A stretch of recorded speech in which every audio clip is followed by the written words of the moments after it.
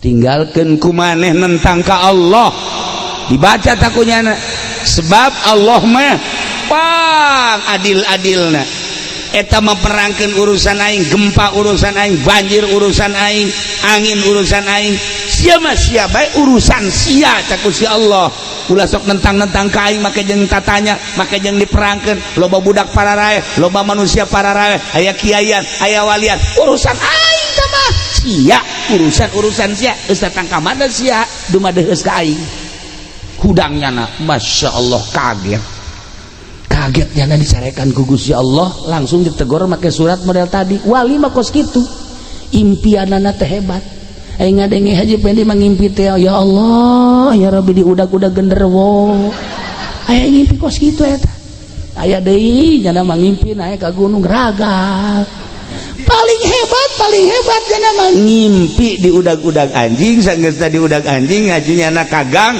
geus kagang haju hayang kiih manggih sumbur maju kiih ngompol eta Haji Pendi kos kitu impianana masyaallah wali mah tadi tegur ku Gusti Allah make surat tinggalkeun nentang ka Gusti Allah sebab kabeh ge ieu adalah urusan Allah cek Allah sia ulah tatanya kunaon ku aing digempakeun ulah diutang hitung Gusti teh urusan aing kunaon eta teh ku aing dianginkeun ulah make diutang hitung teh urusan aing kunaon diperangkeun ulah make jeung tatanya urusanana teh urusan aing sebab aya jelema anu ku aing di maotanana melalui senjata-senjata melalui pedang-pedang jeung sajabana hakikat nama horenganan eta teh deuk di maotan ngan carana Gusti Allah aya anu raga tangkal kalapa aya nu raga ka sumur aya nu gering aya nu perang aya nu di luhur kasur kieu bae cara kabari ieu teh urang Balaraja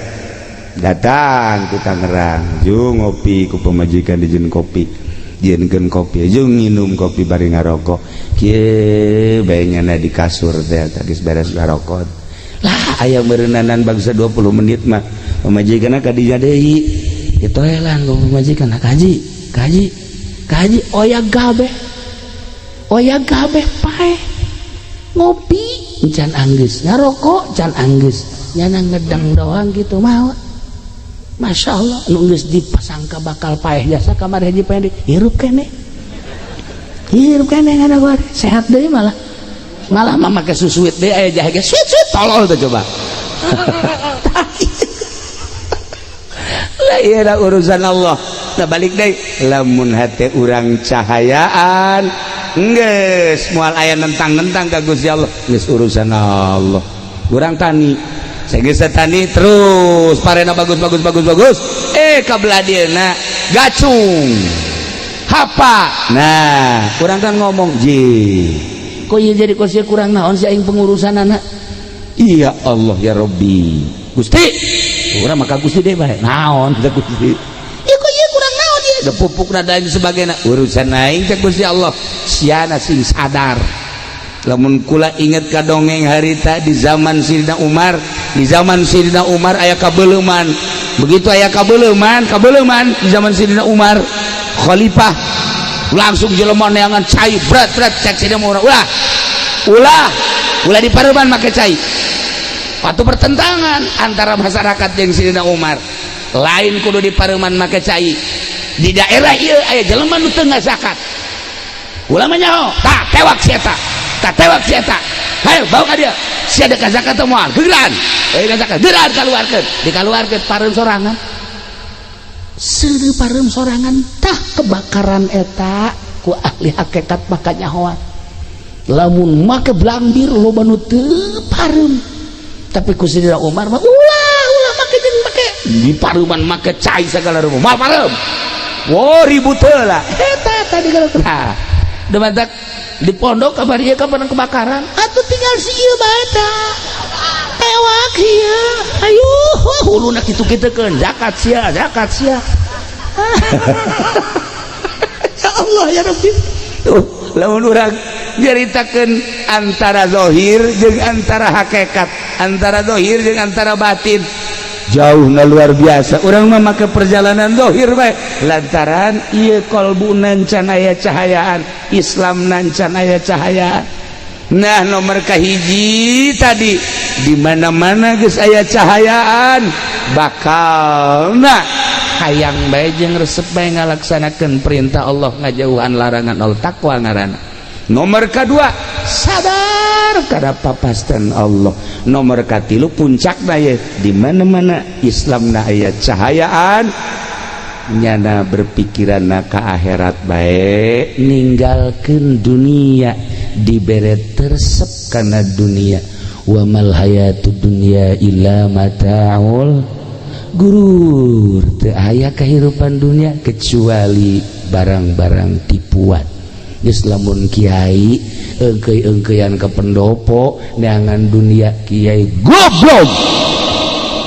Tapi di cayur mah ayat tiluan lah tilu ayat tiluan ngacung lib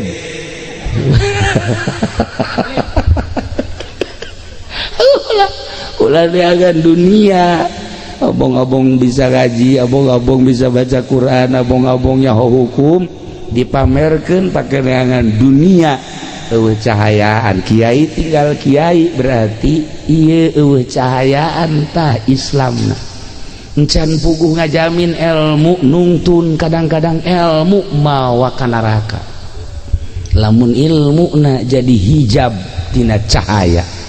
Nah iyalah para jamaah kaum muslimin wal muslimat rahimakumullah balikan deui inna dina indallahil Islam saenyana agama nu pikeun karidho ku Gusti Allah adalah agama Islam.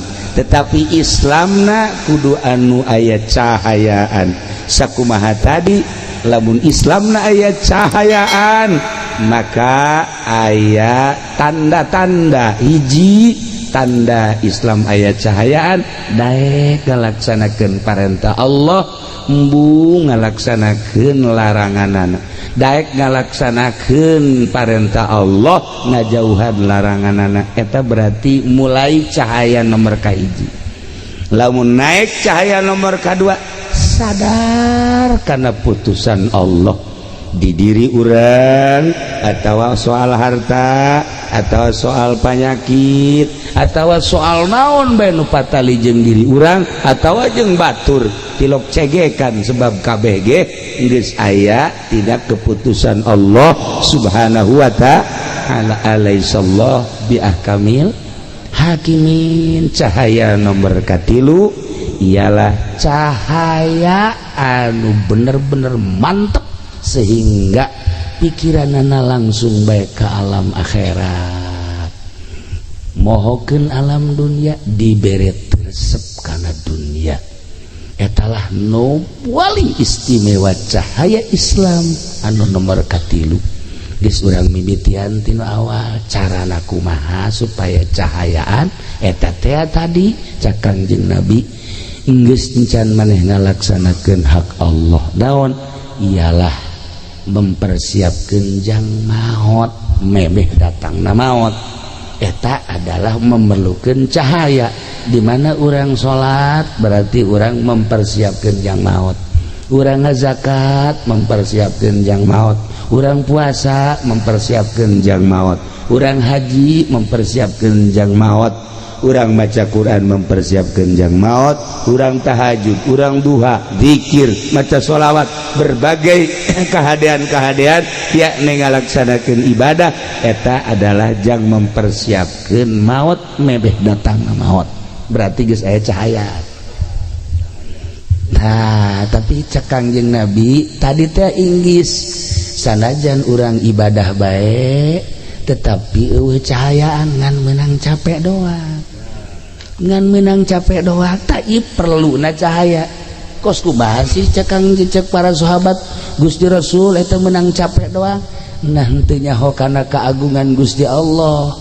Lamun urang ibadah teu nyaho kana keagungan Gusti Allah naon bedana jeung salat budak leutik.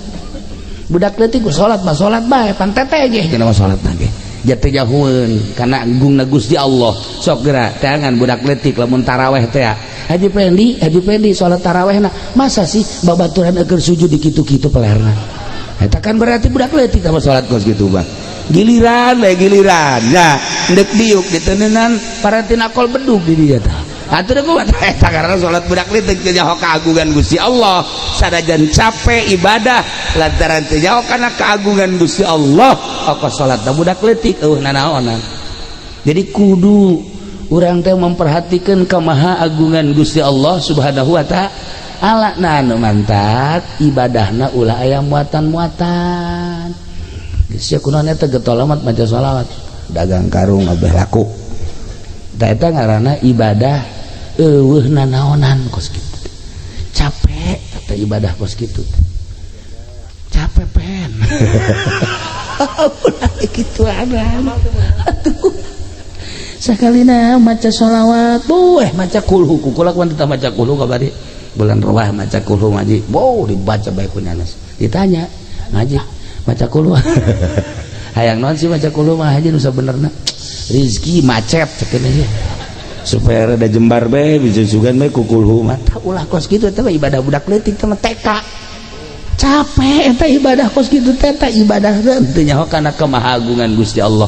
Geus bae urang mah ibadah salat ulah aya muatan dunia, ulah aya muatan-muatan selain lillahi ta'ala karak ta eta ibadah nu mantep.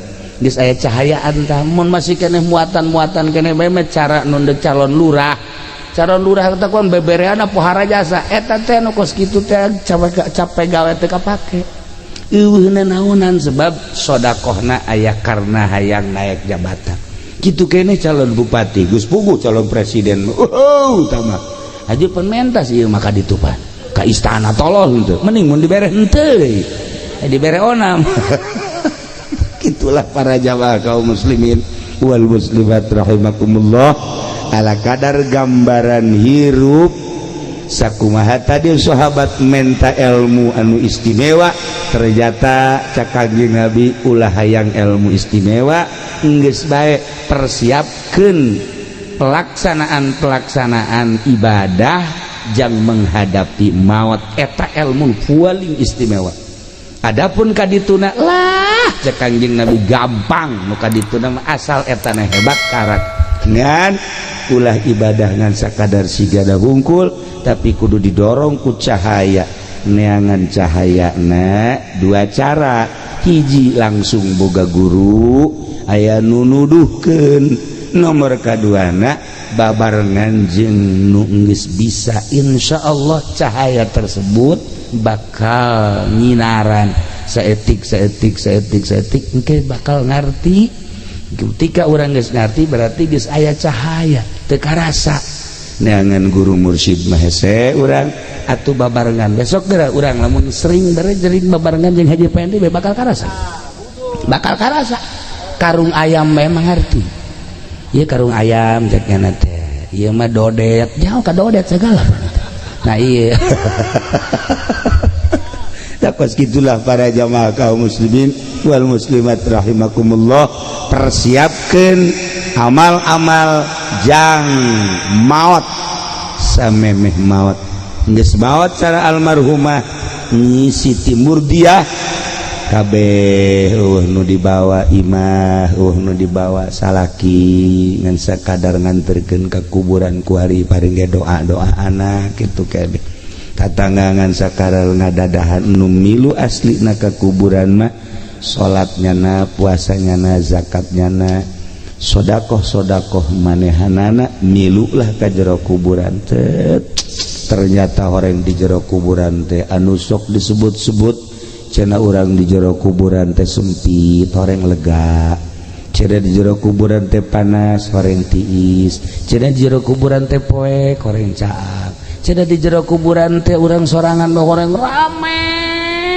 biasa di jero kuburan teh masya Allah bohong eta nu nyebutkeun di jero kuburan sorangan bohong nyebutkeun di jero kuburan poek bohong nyebutkeun di jero kuburan teh panas bohong ternyata Imam Ghazali nyana nyaritakeun di jero kuburan horenganan rame caang rame biasa sehingga nyana ngagerokeun ceng-ceng ka dieu sia ka dieu rame amat cenah ka dieu terakan maneh ieu kasep amat saha cek nya ieu kula salat teh ieu kula ngabaturan mamang cenah geus terus bae insyaallah terus datang ke mahsyar datang ke ditimbang ulah batur ya Allah aya ieu ieu saya ieu kula zakat cekeun ya Allah aya ieu kula tahajud teh ieu salat hajat masyaallah barang haji pendi teh di jero kuburan aya si hajore amat nya hideung nya jore nya culean deui ya Allah cak haji pendi si hajore amat ye bahasa pan batur mah haji ieu batur di mana aya eta nyadakeun si mbak teh ya batur ieu ya Allah ya Rabbi bakal ngabaturan orang di jero kuburan bohong orang hasud orang henteu salat orang teu zakat orang bakal ngabaturan orang tok renungkeun ku urang ketika orang di jero kubur bakal boga baturna orang nokos kumaha bakal ngabaturan jasa mangkana eta ketika orang sering ngajembarkeun batur jembar kuburanana jelema datang Assalamualaikum Waalaikumsalam naon ya duh kulit di kamari jandar Masya Allah atuh lain bebe aja di kamari ya cukup teh 500.000 Pak ieu tah alhamdulillah Pak Haji Masya Allah kesia lamun teu boga deui senang hate geus jembar jero kuburan datang ka Haji Pendi Waalaikumsalam naon teh kulit di kamari jandar boan sia ye atuh neangan cara aing coba direk neangan sih atuh geus mabur sia ka ditu lah Masya Allah cek ugal ledeg Haji Pendi eta jempitkeun batur sempitnya di jero kuburanana ya Allah ya Rabbi urang ayeuna nyieun masjidan dan kipas di masjid tiis jelema maca sholawat ka tiisan komo ase nu ngaji ka tiisan komo ase di jero kuburanana tiis ya Allah malaikat ieu tiis daun eta teh cek malaikat teh tah kipas anu di masjid boh nyaho kieu mah kula meuli AC cekna ieu kipas anu dipasang ku kula teh anu make nu jore teh eta kipas lagi haju leumpang lagi kotek asal dikencengkeun we geus teu bisa muter janana ya Allah eta kos kitu ge tiis aduh nyaho kitu mah kula meuli nu bagus cek malaikat keur ieu sia tah itu Haji Pendi bapan nyana mah lain melikeun non kipas malah kipas di masjid dicokot atuh panas cenah mah di kuburan atuh cek Haji Pendi malaikat ieu naon li panas lah maling kipas ya panas mentek sih ada Haji ka masjid gede ulah pokoknya bebejana mah ka masyarakat teh diganti datang ka kuarin teh datang ka saiki orang diganti ge leh mengkonon sirama nah aya ustad maling ih heran itulah para jamaah kaum muslimin wal muslimat rahimakumullah janggabaran urang di akhirat geus dijelas-jelaskeun ku Kangjeng Nabi urang iman ka Kangjeng Nabi percaya ka Kangjeng Nabi urang beragama Islam tinggal cahaya na ayat henteu sehingga urang bisa ngalaksanakeun naon keyakinan urang sebab aya jelema anu iman ngan disungut doang tapi di jero hate mah henteu munafik wa minan nasi may yaqulu amanna billahi wa bil yaumil akhir wa ma hum bimu'minin tidak sawarehna manusia wa minan nasi may yaqulu aya jelema nu ngomong amanna billahi wa bil yaumil akhir abdi iman ka Allah iman ka yaumil akhir padahal mah wa ma hum bimu'minin teu iman munafik tah mah aya jelema anu iman mah iman ka Allah munafik henteu tetapi eueuh cahayaan imanna Islamna eueuh cahayaan imanna eueuh cahayaan berani manehanana teu ngalaksanakeun kayakinanana nah iya hampir-hampir urang kos kitu tak kabeh iman ka Allah iman ka Kangjeng Rasulullah iman kana naon anu diucapkeun ku Kangjeng Nabi tetapi ngalaksanakeun henteu kunaon eta ialah cahayaan di jero kolbu urang. Islam na teu aya cahayaan, iman na teu aya cahayaan. Sok wali mulai bongkar geraku urang supaya aya cahayaan. Islam urang aya cahayaan, iman urang aya cahayaan. Islam babalikna engke kana zahir, iman babalikna engke kana batin, kana ruhani. Islam jeung iman di mana sapagodos pada ayat cahayaan, wah bakalna istimewa jasa. Zahirna bagus, batin nagih bagus. Kuayana sakitu teanganlah cahaya. Di mana sih ayana cahaya? Di pondok-pondok pesantren tah kadeleuna mah pondok kos ge teh hina jasa. Tapi horenganan anu ngadatangkeun ka surga kos kieu. Alhamdulillah kos mondok mah tolol. Siang pondok garan doang, kampung pondok salilana bodoh, heran yang mah. Tuh ya urang lamun ningali gedung universitas, wallahu alam ngadatangkeun ka sorga teh mentereng hebat, gedung-gedung menjulang. Urang ka Jakarta ieu sing ngadatangkeun ka sorga teh. Ketika urang deuleu kantor DPR isi ka sorga teu kantor ieu. Tapi lamun urang deuleu majelis talim, deuleu pondok, hina ka deuleuna. Justru melalui ieulah pintu-pintu surga terbuka. Teangan cahaya di pondok-pondok pesantren model kos sekarang ini. Hina ka deuleu ku pandangan mata, tetapi mata batin di mana geus cahayaan. Ieu teh lain sakadar pondok pesantren, tapi ieu teh adalah raudhatun min riyadil jannah. Seperti etalah ahli-ahli Allah teu perlu mewah-mewah. Ketika aya teu perlu dibangga-bangga. Nu penting ieu adalah ngamakna anak. Kangjeng keur cali menuju cali jeung para sahabat. Col bae aya jelema datang. Waalaikumsalam. Kula datang ke dia, coba Tuhan alimni goro ibal ilmi, coba abdi pagahan ilmu nu aneh, hayang ilmu nu aneh. Geus kaharti ku Kangjeng teh pasti ilmu nu aneh teh bisa hiber. Mun ka sumur ngagejeblung teu paeh, lamun ka beulem teu tutung, mun dagang hayang untung be ulah cara si eta.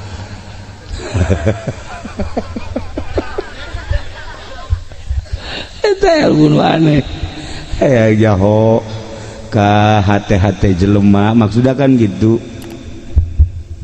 Cik Kangjeng Nabi, apakah anjeun geus nyaho kana dasar ilmu? Cik eta lalaki Tuhan aya dasar ilmu naon? Cik Kangjeng geus jahon can anjeun ka Allah. Atuh jauh. Allah mah nu disembah ku kula. Geus can dilaksanakeun hak-hakna. Emang aya hakna naon?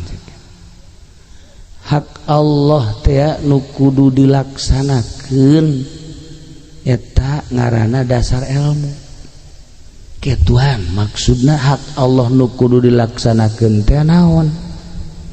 Nu kudu dilaksanakeun nyaho henteu maneh kapaeh. Paeh. Atuh tuh mah sering jajanna manggih anu paeh mah.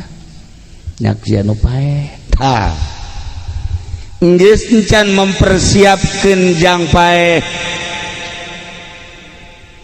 Sadar henteu bahwa maneh bakal maot. Lamun maneh sadar bakal maot, kemudian geus ngalaksanakeun jang pibekeleun engke ba'da maot, geus jan. Eta naon teh Gusti nya kos kitu naon? Umata kula waka nyaritakeun anu aneh-aneh ilmu mah sa Kangjeng Nabi. Eta beta bekal paeh, eta aneh. Ulah waka jeung hayang sagala bisa hiber. Ulah kos kitu. mah Haji Pendi geus leuwih teh Haji Pendi mah mun ditanya isu poe naon nya mah nyahoan. Jagonya nama tuh. Nah, eta Haji Pendi isuk naon poe naon nyahoan nya nama. Sebab naon isuk bakal anu nagih. Nyahoan. Ilmu gaib teh jagonya eta. Ya Allah, ya Rabbi tah. Cek Kanjeng Nabi geus ulah nu aneh-aneh. Geus. Lamun sadar bakal maut mempersiapkan jang bakal saenggeus paeh eta termasuk ilmu nu aneh. Gas, bari mau balik ke Kanjeng Nabi. Laksanakeun heula eta. Ke geus dilaksanakeun eta karak balik deui ka dieu. Nanya deui hayang ilmu naon? Eta si lalaki langsung balik mingpiung. Nyaho teu mingpiung? Orang dia nyaho ka mingpiung teh. Atuh nyaho jorong lembur. Orang dia aing ge nyaho di dieu. Jadi mingpiung mah geus teu nyelek-nyelek deui ngaranna mingpiung ngaranna. Lewosat teh geus teu nyelek-nyelek.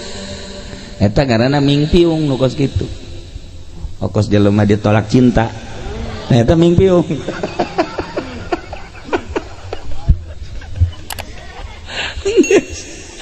Jelek-jelek deh ya percuma jelek gitu. Nah eta jelema balik langsung ibadah ka Gusti Allah, salat waktu puasa waktu maca Quran mun aya milik sedekah wah getol haju nyana datang deui ka Kangjeng Nabi. Tuan, alhamdulillah sakumaha ku Tuan geus dicaritakeun abdi titah ngalaksanakeun persiapan yang maot. Waduh, deuleu tah tarang harideung tah. Tarang harideung. Purutan eta. Haji Pendi hideung. Sarua nya lagi hideung. Ngan urut budug.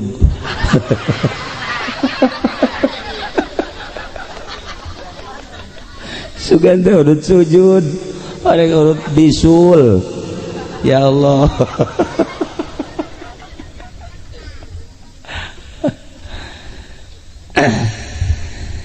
Cak Kangjeng Nabi sanajan ibadah getol datang ke hari dentara ngaleuwihan malaikat. Tapi lamun teh mah teh henteu cahayaan Islam na teu bercahaya eta sacape-capena ibadah ge mun cara pare mah gacung hapa tuh eueuh sia sualajan utek-utekan ibadah tapi teu cahayaan eta gacung hapa eueuh sia Masya Allah kan eueuh naon tah nu mantak urang kuari alhamdulillah kumpul di dieu kabeh agamana akur Islam. Sedengkeun Allah geus ngajelaskeun inna dina indallahil Islam. Saenyana agama nu dipikaridho ku Gusti Allah agama Islam. Jadi berarti urang di dieu kabeh geus aya dina ridho Allah Subhanahu wa taala. Wa may yabtaghi ghairal islami dinan fala yuqbal. Jelema anu neangan agama beragama salian Islam moal ditarima. Di akhirat termasuk kana minal khosirin, rugi na di akhirat disate ke kerecek tak urang makan Himalaya nu disate mah paling gak dijemurkeun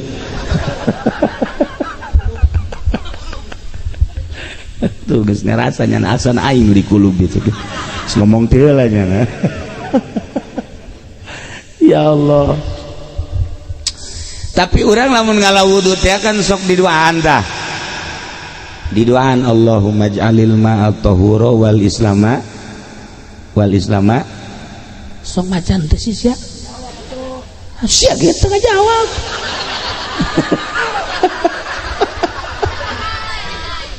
urang lamun ngeuk Allahumma jalil ma tahura wal islama nuro tuh Allahumma jalil ma tahura he Allah muga ngajadikeun Tuhan Gusti kana ieu cai suci turun nyucikeun wal islama nuro jin supaya ngajadikeun Islam cahaya Islamna cahayaan aya sahabat daros Tuhan emang lamun Islamna cahayaan aya beda teu atuh aya cek Kanjeng Nabi kumaha teh bedana Kanjeng Nabi macakeun ayat famayuridillah saha jelema nu dikarepkeun ku Gusti Allah ayahdiyahu dituduhkeun ku Gusti Allah yaj'al sadrahu digajadikeun ku Gusti Allah dadana hatena insyirah jembar lapang yashrah sadrahu lil Islam gitu. Hama yuridillah saha jelema nu dikarepkeun ku Gusti Allah ayahdiyahu dituduhkeun ku Gusti Allah yashrah sadrahu lil Islam jembar hatena di samping daek narima kana Islam kos urang insyirah jembar cahayaan hatena teh cahayaan cek sahabat teh Tuhan anu cahayaan hatena kos kumaha sih engke eta praktek-praktekna pibuktieunnana lamun hatena cahayaan Islamna berarti bagus di mana Islamna bagus dina harti cahayaan teh na ieu ayat 3 rupa nomor kahiji cak Kanjeng Nabi resep jasa ngalaksanakeun ibadah nomor kedua di mana-mana cahayaan narima kana naon papasten ti Allah nomor katiluna bakalna pikiranna ka akhirat bae ninggalkeun pikiran dunia tah eta nu kitu cahayaan hatena tah balikan deui supaya tenget teh abeh urang cahayaan apa henteu hate urang nomor kahiji dibere resep jasa ibadah ka Gusti Allah resep beta asal aya tongtrong we haji bae diome resep nya resep ngombe tongtrong tah sarua jeung ngombe tasbih gitu tah ai babacaan mah tilok tasbih di kieu-kieu beset bawa tasbih tuh bener ai babacaan mah tilok babacaan ge ngan kieu doang kabayar moal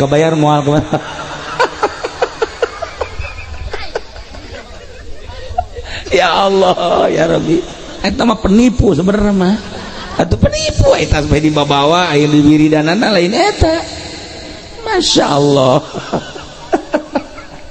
nah di mana-mana hate cahayaan wani ngalaksanakeun ibadah embu ngalaksanakeun maksiat eta cahayaan hatena Islamna berarti bener nah lamun kuari jelema Islam KTP na ge malah boga tilu kos Haji Pendi tilunya nama KTP teh oh loba batun mah hese KTP nya mah tilu eta lah bajingan teh kos kitu eta tilu nah iya KTP nama Islam jelemana Islam tetapi daek ngalaksanakeun maksiat kurang giat karena ibadah maksiat daek leletikanana main gaple lamun aya Islam masih keneh balak genep di kieu-kieu koto kunyana di kitu-kitu tah naonna karangarana jangjang naon ngaranna tah tuh nyawan teh tolol teh coba aju dikitukeun tah cuma hiber teh naon ngaranna jantur aing ge nyawa nang disiakan eta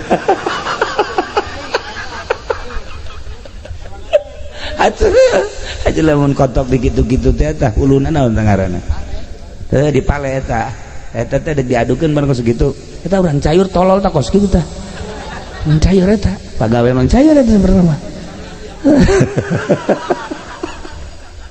nah lamun masih keneh daya kos kitu tah ya Islam mah Islam tapi daya keneh main remi daya keneh main catur daya keneh main gaple anu osok dikitu-kitu teh plok naon dengareuna tuh nyahoan bandarna renyana meureun mudah-mudahan kabawa ka akhiratnya mangajinya tah eta daya keneh kos kitu minimal boga TV keneh tuh eta nonton TV naon maksudna coba mun pake maca sholawat sabaraha jam eta nonton TV maka mun pake maca sholawat Masya Allah sabaraha ratus urang kieu bae di TV kos do oplo eta sabaraha teu hayu sapikir ku otak terus ngaruh kene mah potongan kos kieu atuh aja huis geus bae di hulu ka jembut-jembut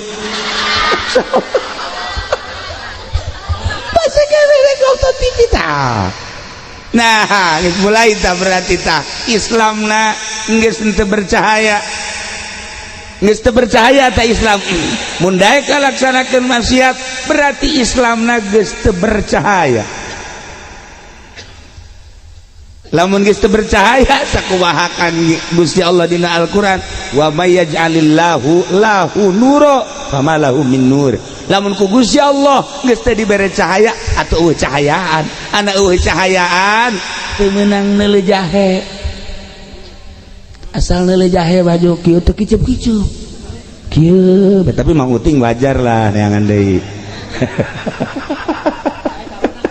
tuh saya calonna nah eta masalah dua habak sekali lah tah iya lamun geus eueuh cahayaan hate atuh geus abrut-abrutan maksiat terus Islam mah Islam tapi terus we maksiat mulai tah lamun geus loba maksiat ibadah teh ibadah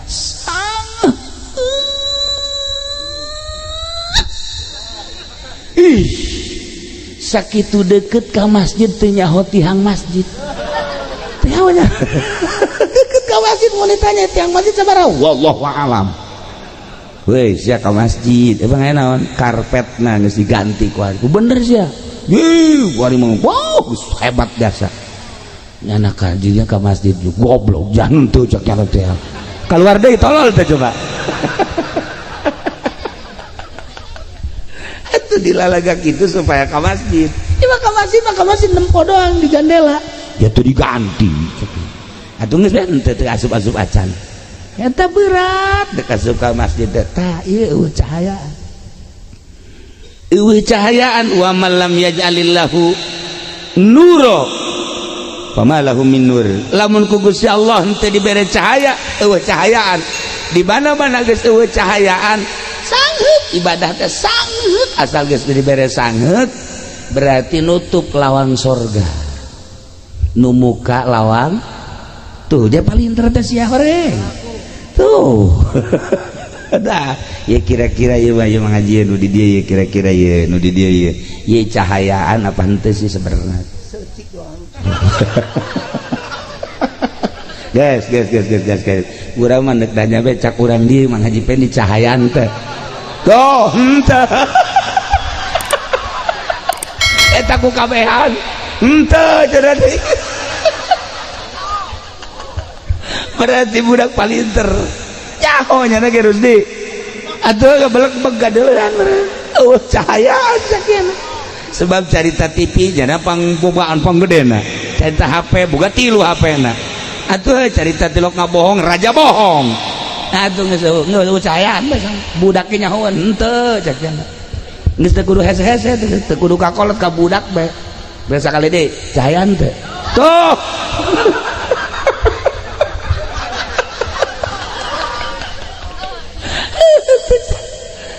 cahayaan lebentak tawa kula masuk ingin ka dongeng nah aya urang gitu India, aya urang Arab, aya urang Indonesia. Kabarna urang Indonesia Haji Pendi ya tilu. Nah ieu cek ya ye aya kandang embe bau pak kuat-kuat ieu dongeng di Jalaluddin Rumi ke deh ye pak kuat-kuat. Coba saha nu kuat di kandang embe, ayo embena aya di dinya, embena aya di nya bau nya hangset embena ge aya. Mulai orang India heula asup orang India kadinya, tahan kunyana, geus ngap-ngapan, geus 10 menit doang kuat keluar. Wah cek orang India, waduh tidak nehi cek gitu.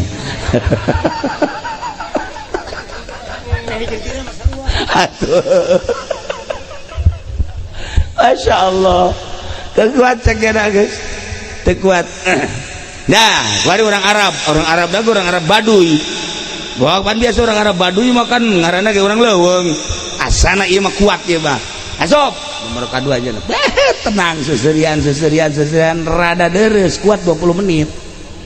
Wow nah hampir sarua kan yang Baduy mah embe, tapi kan masalah tak embe teh masalah ngan 20 menit doang. Wah cek orang Baduy teu kuat cek tetap bau biasa. Nah bagian orang Indonesia Haji Pendi, nah asup kadinya karak 5 menit doang embe nu keluar.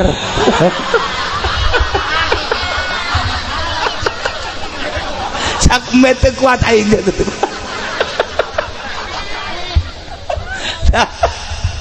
Eta dongeng ngokos anu supaya jeung biasa padahal maknana pohara itu narada ge dongeng wali gorenganan. Aya jelema eueuh cahayaan mah eueuh cahaya embe ge kabur, embe ge kabur eueuh cahayaan.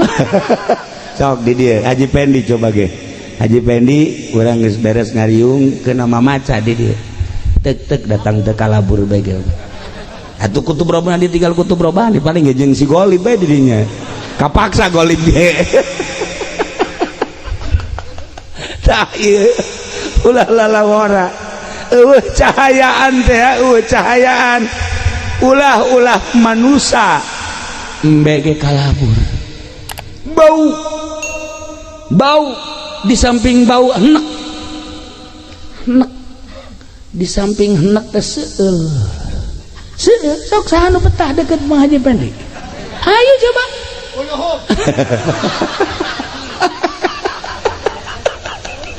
Incuna itu kakek masih ada aja ya. Kapan nggak adanya. Lah iyalah para jamaah kaum muslimin wal muslimat rahimakumullah, coba introspeksi ieu keur carita ieu geus kajian ulah nyaritakeun batur balik ka diri urang ke ai hate aing cahayaan teh sinu sabenerna.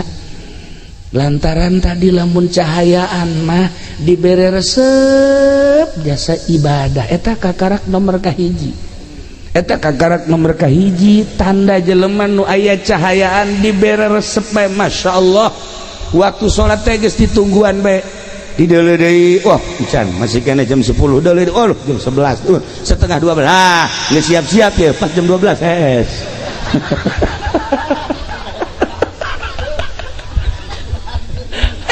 Cahayaan cahayaan Masya Allah geus ke malah ka sare cek nya sakedeung deui salat besi 3 leun berjamaah aya cahayaan eta nu kos kitu ngaran.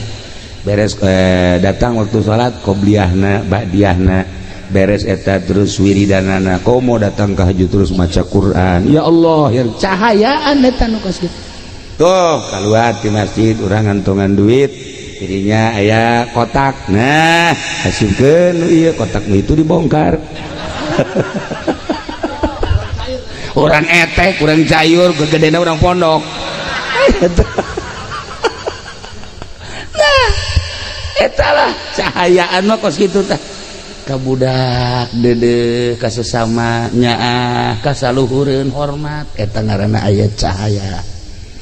Nginaheun lamun hate geus aya cahayaan, sebab pada dasarna jelema ngudag-gudag cahaya.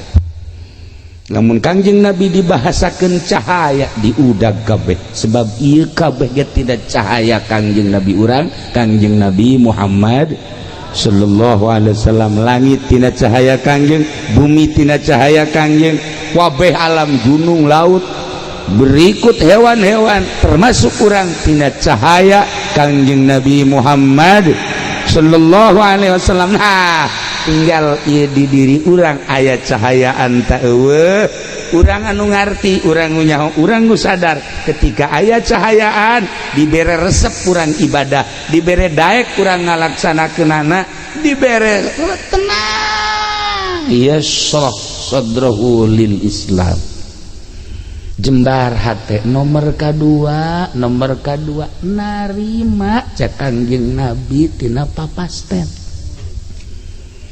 Artina narima Kangjeng Nabi tina papasten teh kumaha Allah bae lantaran hakim nu paling adil iwalti Gusti Allah subhanahu wa ta'ala. Kurang apan osok dibaca alaisallahu bi ahkamil hakimi. Ulah di bejaan surat naon eta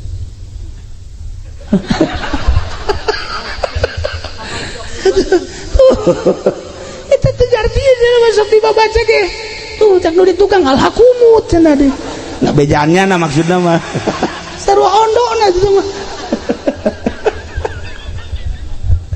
alaihissallah ya kabil hakim. Allahumma hebat-hebat na hukuman pang adil-adilna eueuh di hakim nu paling hebat Allah. Kuayana sakitu naon bae keputusan terhadap diri orang, terhadap halayak rame, terhadap hewan, gunung, laut, bumi, keputusan Allah.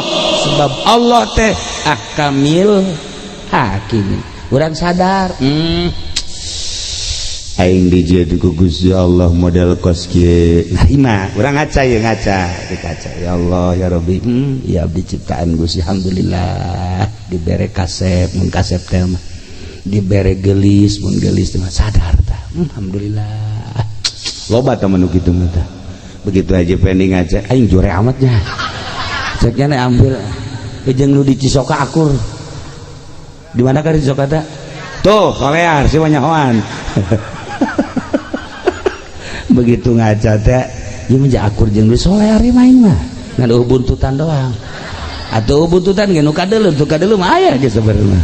Nah ieu lamun aya jelema ngaca aing jore amat sih Gusti kunaon si abdi diciptakeun jore tah eta jelema henteu sadar kana papasten ti Gusti Allah panghese-hesena teh sadarnya moal kebal di alam dunia ini sakitu geus alhamdulillah dijadikeun jelema aing geus bae sakitu ngenahin jadina tenang karena pikiran teh keur ngaji mah balik bae ka imang ngaca jore aman aing ye tuh coba gitu ketika orang dibere jadi pedagang haju untung bae alhamdulillah ya Allah ya Rabbi maha kaya Gusti alhamdulillah karasa ku abdi kakayaan Gusti abdi dagang untung bae dikocorkeun bareng kakayaan Gusti ka abdi loba teh manu kitu mah tapi begitu nyana dagang haju rugi deh Gusti ieu kumaha sih urusanana ieu kunaon ieu kok abdi dagang tapi rugi deui ye coba atuh ka Gusti kos kitu tah eta ngaranna henteu sadar kana papas teh eta cahayaan hatena cahayaan wa man lam yaj'alillahu lahu nura di mana ku Gusti Allah henteu diberi cahaya famalahum min nur cahayaan di mana cahayaan eta kos kitu tadi tanu mandak urang kudu ngawauhan nu sugih hirup mah kudu ngawauhan nu sugih sebab aya nu sugih nya nama hayang dipentak bae lamun henteu mentak kanyana bendu lah sepuja satawan nu sugih eta mah tuh hayangna dipentak bahkan teu dipentak ge sok mere bae. Nah nu sugih eta teh deukeutan ku urang bakal lamun urang mentak anu sejen nya nama bendu tah deukeutan tah nu sugih eta teh saha nu nyiptakeun langit jeung bumi tak mau maha sugi cak Gusti Allah aing ye nu bogana penta ku sia aing bakal mere sia teu menta ge ku aing dibere bae komo sia mun menta ka aing jeung aing mah resep jasa lamun dipenta tur lamun sia menta ka nu sejen ka Gunung Kawi bisa aing mah teu resep jasa menta ka pamarentah ge teu resep jasa menta ka makhluk ge teu resep jasa ka aing penta tah Allah meresepkeun jasa dipenta haji pendi mun dipenta geus kieu bae ya panakol ya incuna ge datang ka tiluk daek menta incuna sorangan tuh menta sama kakek ih nggak mau kenapa galak ya tah urang lamun geus bisa burak bere eta urang geus bisa make akhlak Gusti Allah taqallaku bi akhlaqillah Allah memere bae terus tah urang ngadeukeutan nu maha sugih bae geus ka Gusti Allah. Nah ieu lamun hate urang aya cahayaan, hate urang aya cahayaan, sadar kabeh ge horeganan diatur ku Gusti Allah Subhanahu wa taala. Ketika aya seorang waliullah di Baghdad,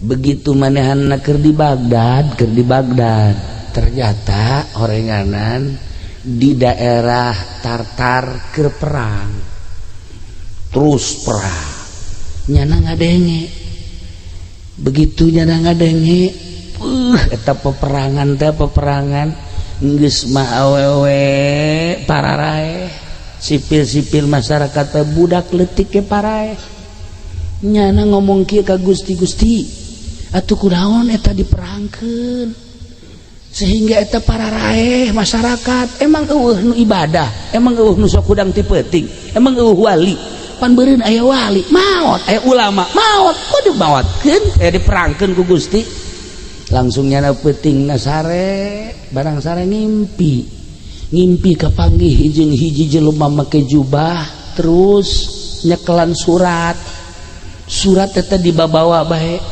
begitu dibabawa kapanggih teh jeung nyana ieu surat naon eta? Ieu surat ti Gusti Allah. Coba tah bang bacakeun. Begitu dibaca dina tulisanana aya da'il i'tirad, tinggalkeun ku maneh ngalawan Allah. Tinggalkeun ku maneh nentang ka Allah. Dibaca takunyana sebab Allah mah pang adil-adilna. Eta memperangkeun urusan aing, gempa urusan aing, banjir urusan aing, angin urusan aing. Sia mah sia bae urusan sia cak Gusti Allah.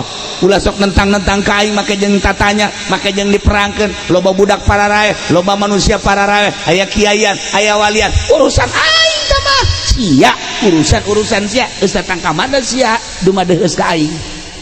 Hudangnyana masyaallah kagetnya disarekan ku Gusti Allah langsung ditegur make surat model tadi wali mah kos kitu impianana teh hebat aing ngadenge haji pendi mangimpi teh ya Allah ya Rabbi diudag-udag genderuwo aya ngimpi kos kitu eta aya deui nya mangimpi naik ka gunung ragal paling hebat nya mangimpi diudag-udag anjing sanggeus tadi udag anjing hajinya na kagang geus kagang haju hayang kiih manggih sumbur maju kiih ngompol eta haji pendi kos kitu impianana masyaallah wali mah tadi tegur ku Gusti Allah make surat tinggalkeun nentang ka Gusti Allah sebab kabeh ge ieu adalah urusan Allah cak Allah sia ulah tatanya kunaon ku aing digempakeun ulah diutang hitung Gusti teh urusan aing kunaon eta teh ku aing dianginkeun ulah make diutang hitung teh urusan aing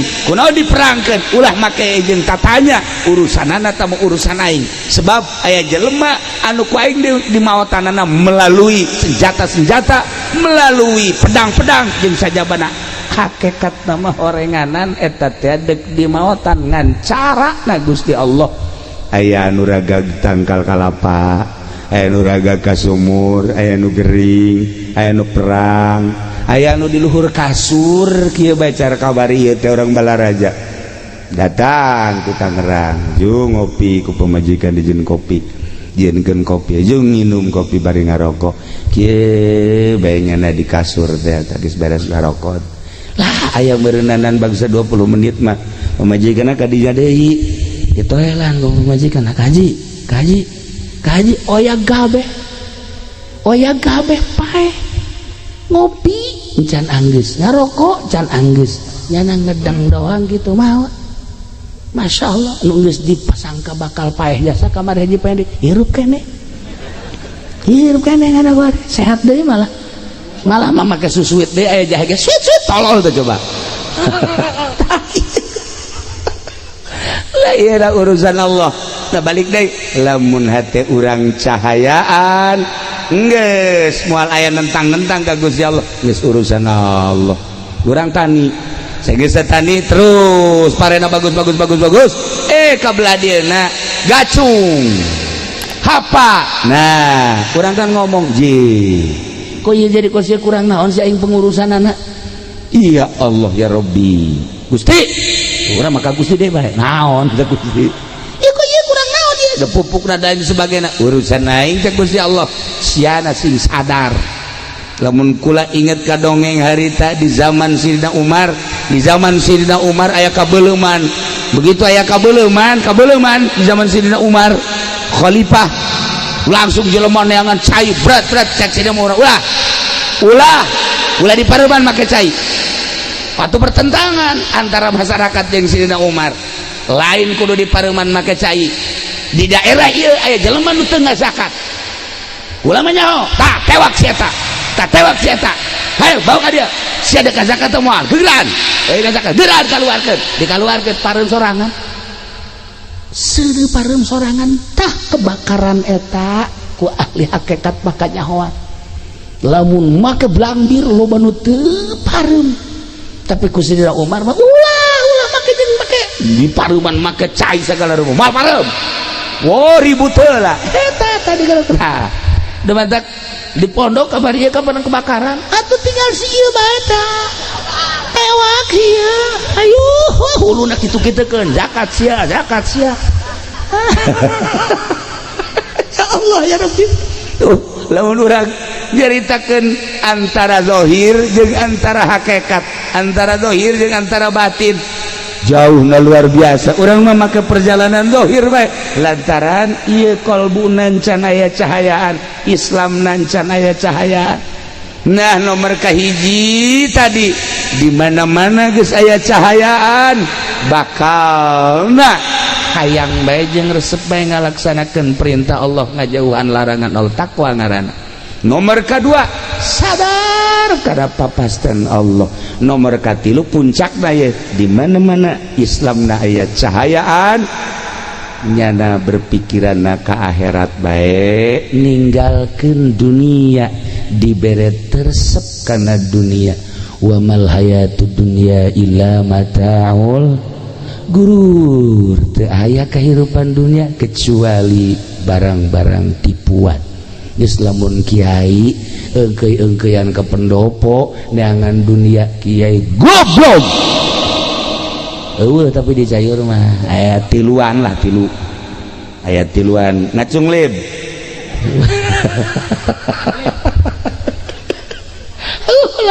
ulah neangan dunia abong-abong bisa ngaji abong-abong bisa baca Quran abong-abong nyaho hukum dipamerkeun pake neangan dunia eueuh cahayaan kiai tinggal kiai berarti ieu eueuh cahayaan tah Islamna encan puguh ngajamin ilmu nungtun kadang-kadang ilmu mawa ka neraka lamun ilmuna jadi hijab tina cahaya. Nailah para jamaah kaum muslimin wal muslimat rahimakumullah balikan deui inna dina indallahil Islam saenyana agama nepi ka karidho ku Gusti Allah adalah agama Islam tetapi Islamna kudu anu aya cahayaan sakumaha tadi lamun Islamna aya cahayaan maka aya tanda-tanda hiji tanda Islam aya cahayaan daek ngalaksanakeun parentah Allah embung ngalaksanakeun laranganana daek ngalaksanakeun parentah Allah ngajauhan laranganana eta berarti mulai cahaya nomor kahiji.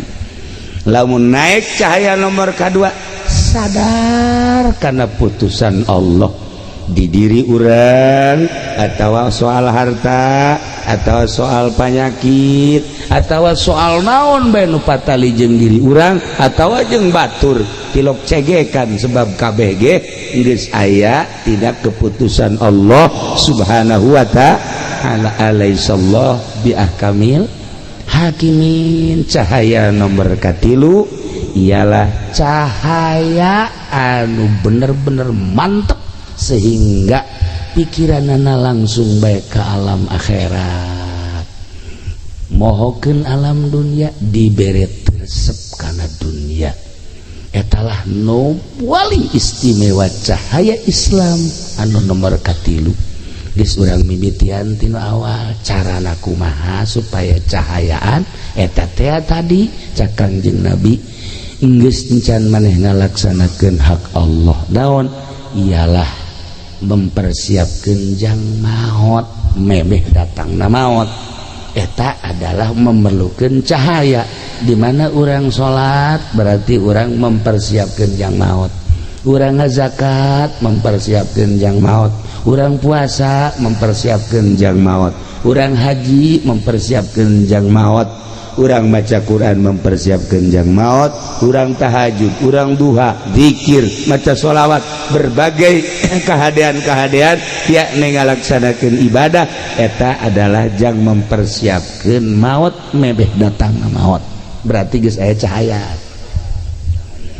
Nah, tapi cak Kangjeng Nabi tadi teh inggis sanajan urang ibadah bae tetapi eueuh cahayaan ngan menang capek doang. Ngan menang capek doang tak perlu na cahaya. Kos kumaha sih cek para sahabat Gusti Rasul eta menang capek doang. Nah teu nyaho kana keagungan Gusti Allah. Lamun urang ibadah teu nyaho kana keagungan Gusti Allah naon bedana jeung salat budak leutik. Budak leutik ku salat bae pan teteh ge cenah salatna ge. Jatuh jahuan karena agungna Gusti Allah sok geura tangan budak leutik lamun taraweh teh Haji Pendi sholat taraweh na masa sih babaturan agar sujud di kitu-kitu pelerna eta kan berarti budak leutik sama sholat kos gitu bah giliran ya ndek diuk diteuneunnan paratina kol bedug di dieu tah atuh kumaha eta karena sholat budak leutik teu nyaho kaagungan Gusti Allah sadajan capek ibadah lantaran teu nyaho kana kaagungan Gusti Allah oko sholatna budak leutik eueuh nanaonan. Jadi kudu urang teh memperhatikan kemaha agungan Gusti Allah Subhanahu wa ta'ala. Nah anu mantap ibadahna ulah aya muatan-muatan. Geus kunaon eta getolamat maca shalawat dagang karung abeh laku. Da eta ngaranna ibadah eueuh nanaonan kos kitu. Capek eta ibadah kos kitu. Capek pen. Ulah kitu ada. Atuh sakalina maca sholawat maca kulhu kukulak wan teu maca kulhu kabari bulan rawah maca kulhu ngaji dibaca bae ku nyanes ditanya ngaji maca kulhu hayang naon sih maca kulhu mah haji nu sabenerna rezeki macet cekeun ieu supaya rada jembar bae bisa sugan bae ku kulhu mah ulah kos kitu eta ibadah budak leutik teh TK capek eta ibadah kos kitu teh ibadah teu nyaho kana kemahagungan Gusti Allah. Geus bae urang mah ibadah salat ulah aya muatan dunia, ulah aya muatan-muatan selain lillahi ta'ala karak tak eta ibadah nu mantep. Geus aya cahayaan tah mun masih keneh muatan-muatan keneh bae mah cara nu deuk calon lurah. Calon lurah teh kon bebereana pohara jasa eta teh nu kos kitu teh capek gawe teh kapake. Eueuh nanaonan sebab sedekahna aya karena hayang naik jabatan. Gitu kene calon bupati Gus Pugu calon presiden utama haji penmentas ieu maka ditupan ka istana tolol henteu mending mun dibere henteu dibere onam. Gitulah para jamaah kaum muslimin wal muslimat rahimakumullah ala kadar gambaran hirup sakumaha tadi sahabat menta ilmu anu istimewa ternyata cak Kangjeng Nabi ulah hayang ilmu istimewa geus bae persiapkeun pelaksanaan ibadah jang menghadapi maut eta ilmu paling istimewa. Adapun kadituna lah cak Kangjeng Nabi gampang nu kadituna asal eta hebat karat ngan ulah ibadah ngan sakadar sigada hungkul tapi kudu didorong ku cahaya neangan cahaya na dua cara hiji langsung boga guru aya nunuduhkeun nomor kaduana babarengan jeung nu geus bisa insyaallah cahaya tersebut bakal nyinaran saetik engke bakal ngarti ketika orang geus ngarti berarti geus aya cahaya teu karasa neangan guru mursyid mah hese urang atuh babarengan besok geura urang lamun sering berjering babarengan jeung Haji Pendi bakal karasa karung ayam memang ngarti ieu karung ayam cekna teh ieu mah dodet jauh ka dodet segala nah iya takos gitulah para jamaah kaum muslimin wal muslimat rahimakumullah persiapkeun amal-amal jang maot samemeh maot geus maot cara almarhumah Nyi Siti Murdiah kabeh nu dibawa imah nu dibawa salaki ngan sakadar nganterkeun ka kuburan ku hari paring doa-doa anak kitu kabeh tatanggangan sakadar ngadadahan nu milu aslina ka kuburan mah salatnya na puasanya na zakatnya na sodakoh manehanana milu lah ka jero kuburan teh ternyata horeng di jero kuburan teh anu sok disebut-sebut cenah urang di jero kuburan teh sempit horeng lega cenah di jero kuburan teh panas horeng tiis cenah di jero kuburan teh poek horeng caak cenah di jero kuburan teh urang sorangan horeng rame jasa di jero kuburan teh masya Allah bohong eta nu nyebutkeun di jero kuburan sorangan bohong nyebutkeun di jero kuburan poek bohong nyebutkeun di jero kuburan teh panas bohong ternyata Imam Ghazali nyana nyaritakeun di jero kuburan horenganan rame caang rame biasa sehingga nyana ngagerokeun ceng-ceng ka dieu sia ka dieu rame amat cenah ka dieu maneh ieu kasep amat saha cek cenah ieu kula salat teh ieu kula ngabaturan mamang cenah geus terus bae insyaallah terus datang ka mahsyar datang ka ditimbang kula batur ya Allah ieu saya ieu kula zakat cenah ya Allah ieu kula tahajud teh ieu salat hajat masyaallah barang Haji Pendi teh di jero kuburan ieu saha jore amat nya hideung nya jore nya culean deui ya Allah cak Haji Pendi saha jore amat bahasa pan batur mah haji ieu batur di mana aya eta nyadakeun si mbak teh ya batur ieu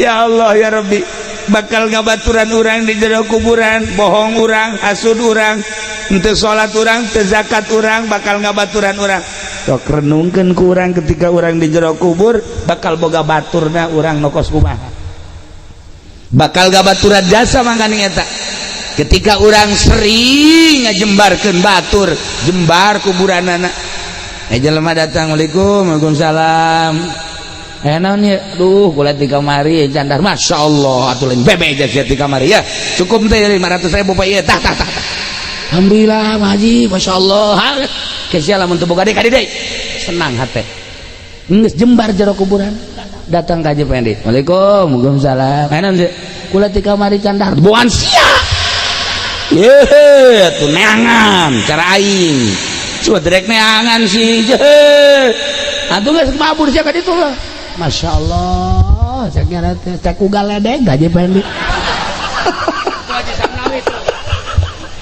eta jempitkeun batur sempit di jero kuburanana ya Allah ya Rabbi urang ayeuna nyieun masjid dan kipas di masjid tiis jelema maca sholawat ka tiisan komo ase nu ngaji ka tiisan komo ase di jero kuburanana tiis ya Allah malaikat ieu tiis daun eta teh cek malaikat teh tah kipas anu di masjid boh nyaho kieu mah kula meuli AC cek nya ieu kipas anu dipasaku kula teh anu make nu jore teh eta kipas lagi haju leumpang lagi kotek asal dikencengkeun we geus teu bisa muter janana ya Allah eta kos kitu ge tiis aduh nyaho kitu mah kula meuli nu bagus cak malaikat keur ieu sia tah kitu ka Haji bapan nyana mah lain meulikeun naon kipas malah kipas di masjid dicokot atuh panas cenah mah di kuburan atuh cak jangan Haji malaikat ieu naon li panas lah maling kipas ya panas mentek sih ada ngaji ke masjid gede